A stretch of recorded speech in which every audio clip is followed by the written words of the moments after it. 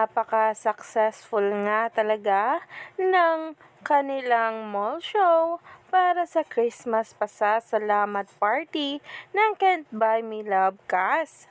Sa mga bula at netizens na pumunta, ay hindi nga talaga tayo binigo ni Donnie at Belle sa kilig overload at pagkahimlay dahil sa mga pagkanta rin nila. At talaga nga namang umani nga agad ito ng samot-saring komento sa social media. Kaya naman, sabay-sabay nating tingnan at alamin ang mga videos na ito.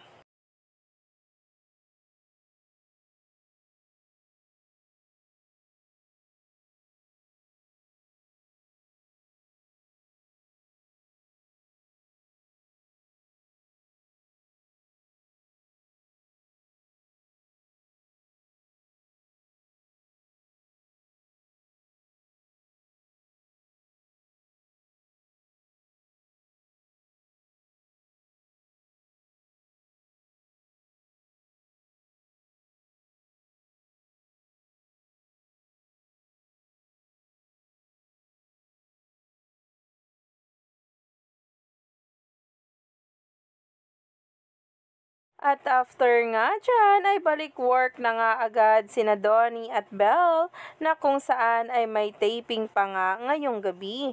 Grabe nga ang paghanga ngayon ng maraming netizens dahil nga sa post ni Donnie.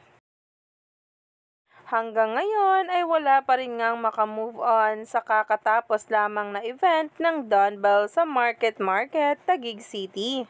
Grabe nga ang hiyawan kung saan napunong at dinumog ang dalawa sa kanilang mall show.